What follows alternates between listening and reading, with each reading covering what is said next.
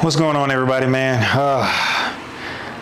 Man, I'm having the most terrible time ever. I was trying to record this video, right? And I had one of the most jacked up things happen.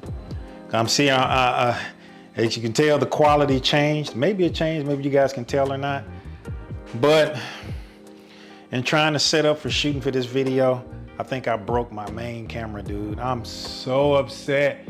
I recorded the whole video. Well, not the whole video, the whole second half of the video. And I dropped the camera. Yeah, I dropped the camera. So it was on the gimbal. I had it on a tripod, and for some stupid reason, I was trying to adjust one of the legs on there. And the tripod that I had it on, it just came off and the camera just fell. Seemed like it was fine, seemed like it was recording okay, so I recorded. And when I went to check out sound, I got no sound. And it landed on that side of the camera where the actual sound thing is, where I put my mic at. Even if I plug it in, use a wireless mic, still the same thing. It's just not working, not recording sound. So hopefully I can get it fixed. If not, then I gotta spend money on another camera, dude. God dog it, man. This hurts. That was an expensive camera, dog. But anyway, let me continue on with the video, man, and kind of tell you guys my thoughts on what happened with the car after I drove it. So I'm gonna have to do that whole little thing all over again that I just did, and it's just, oh my God, dog. So here we go. Basically, this is what we have. So, okay, y'all gonna have to work with me while I'm trying to focus here, dude, because I'm just having a hard time with the fact that my main camera, I broke it, dude. I broke it. Oh my God. Anyway, let me get this video over with. Let me see how I can get through this issue. So I remember before I told you guys there was a series of questions that I wanted to ask. You know, things that I wanted to see if it would change. 4 things. I only chose 4 things because that's really all I could think of at the time, and that's just what I had. So in order as I did it before, questions 1 and 4 are kind of tied in together. So the first question was, is shifting in a third gear smoother when I'm driving more aggressively? And the 4th question was, does shifting gears seem a bit smoother or seems better as it improved? And for both, I would say yes. And for the first one, I think a lot of that is dealing with my timing with shifting in the gear, because remember I did adjust my clutch pedal. So adjusting my clutch pedal probably plays a part in where my clutch position is whenever I'm trying to shift into third gear. I don't think I have it fully engaged. I don't have it pushed down enough. So I think that's what my issue is. I'm gonna test that out one of these days, but I think that's where we are. But other than that, it does ride smoother. It does shift smoother. So now, does the NVH decrease? I already told y'all that when I first started the car had not the same vibrations. It sounded better when you started up. I don't know, maybe I'm just tripping off of that stuff, but when I do drive with it, I feel way less vibration. I can still feel, the gears and stuff like that in the stick shift, but it's not as rough and it's not as bad, if that makes sense. Not to say that the NVH before was terrible, because it wasn't bad, but looking at how the car feels now in comparison to where it was, it almost makes it seem like it was just egregious. It was just ridiculous how much NVH I have, because now driving with it, the car just is settled down, it's smooth as hell. I don't know any other way I can put it, but just telling y'all that, man, it did improve. So for that alone, I think it's worth having it, because doing the STI transmission swap did make the ride a bit rougher. It's like the whole time I was driving, I was feeling like something was wrong, trying to get used to all of those new sounds and stuff that I'm hearing. But now I don't even hear them anymore. It's just like I was driving with the stock transmission. So that improved greatly. Now, the third question was, does the transmission whine go away? Now, does it go away? A little bit it does. It's not as pronounced as it was before, but I think I hear the clutch more than I hear the drivetrain now. So I'm definitely hearing the clutch a lot more. It's not bad now, by no means. I'm just telling y'all this is what I'm feeling. It's not that bad, but it's actually much better. So on all accounts, I have improvement on all of those things. So far we're looking good. So that's good to go. Now, getting those questions out of the way, let me tell you about my experience when I was trying to get onto the feeder road. Now I was trying to get on the feeder road, you know, on the feeder road, people be flying on there anyway. So when you coming off of a dead stop from a street, turning onto a feeder, man, you gotta be pretty aggressive with it. So I was very aggressive with it, trying to get on it. And of course, like I told you guys before, the throttle response is that much better. It definitely does feel like I got a bump in power just by adding that carbon fiber drive shaft, because, you know, less rotational mass, you know, in comparison to 18.5 pounds to was it 12 pounds or something like that? Is that what it was? Yeah, 12.95 pounds. So pretty much 13 pounds. And the stock one is pretty much 18.5 pounds. Gotta check my notes. But so it is a definite change in throttle response. How the car takes off, I mean, it takes off much faster now. Now, I do remember saying something about, you know, doing my research, that they said something about a catapult effect. I do think I experienced that, because when I was driving on that thing, dude, and I got on it, now that it got up fast in power, you know, it kind of, you know, like I said, it really wants to scoot when you get on the gas now. And it took off, and then after that initial takeoff, I felt an additional kick in power, like it just something like it just like pushed forward more.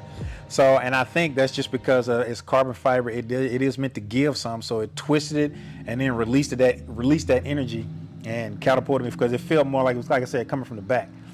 So it did. I think I did experience that. I tried it twice just to make sure I wasn't just, you know, tripping, and it did happen the second time. So it was repeatable.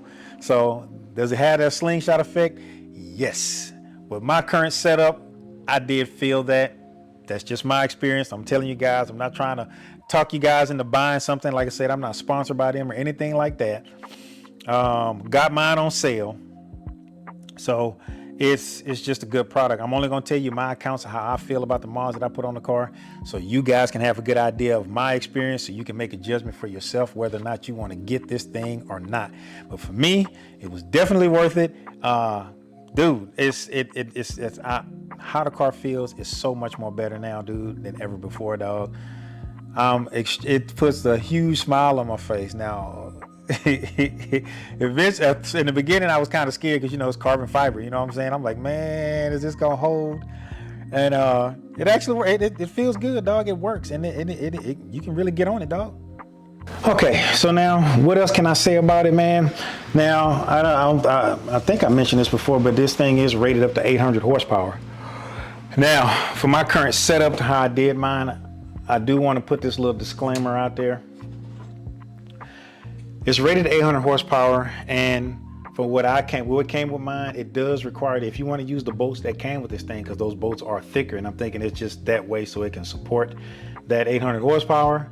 You're gonna have to drill out your rear diff to make those bolt holes bigger, so you can get those bigger bolts through there. Now, what I did, and you know what I'm saying, I'm gonna put pictures up so you can kind of see screenshots of what I got, where I got it from at Ace, because I got all my hardware from Ace Hardware. And I'm assuming they'd say that if you're looking at 800, because I'm not looking to get nowhere near no 800 horsepower, but getting that, you might want to drill that out so you can put those in there so you can use those bolts. That may be a good idea for you. I don't know. But for what I did in there, I put that little insert in there and pretty much made it like a stock bolt by putting that little flat edge on there so that it rests up against there, so it won't allow it to spin. And then I got lock nuts on there with a nylon in there. I got those on there. So I think it should be fine to go. It should be able to handle it, because stock. And now the stock one does have that extra brace in the middle, and it is heavier. So, but it uses smaller bolts, and it can handle that kind of power already.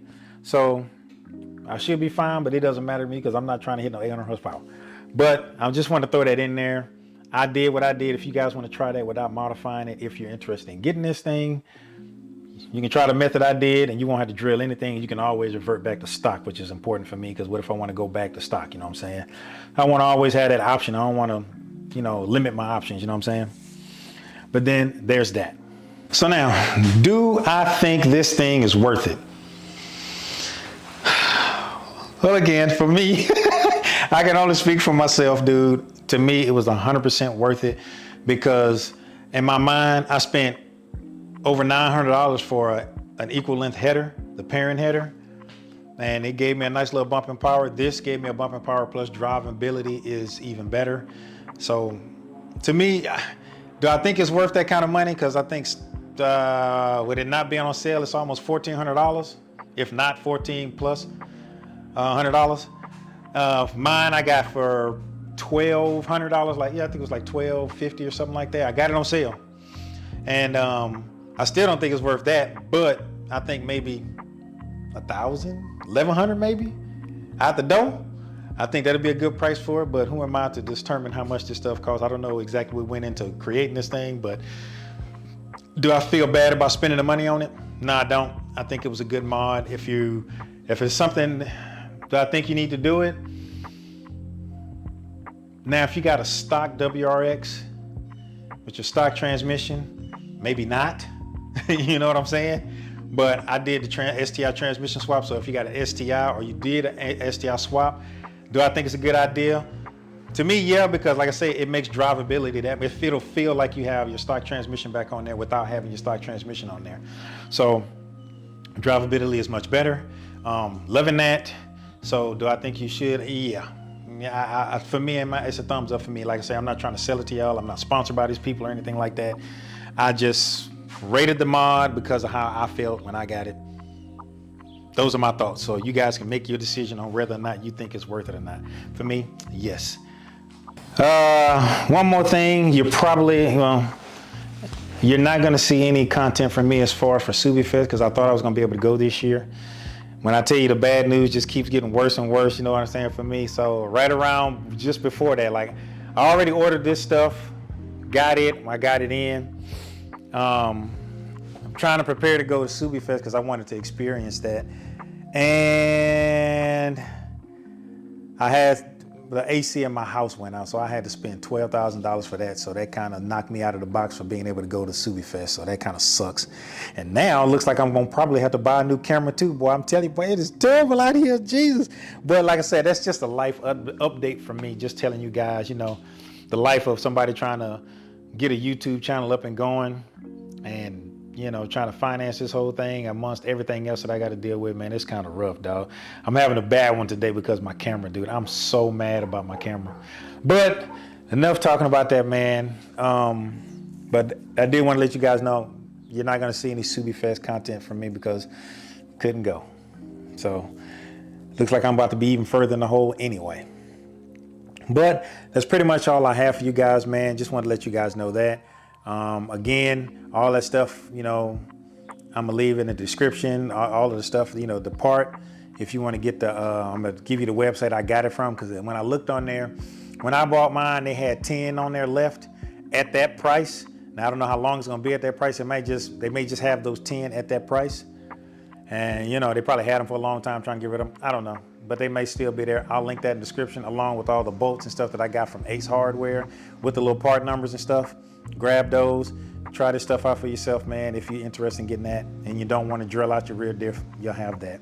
So if y'all made it this far in the video, man, appreciate y'all, man. Thank you. Make sure that you do like, subscribe, hit that bell notification, hit all so you get notified whenever I put out a video. And until that next video, fam, peace.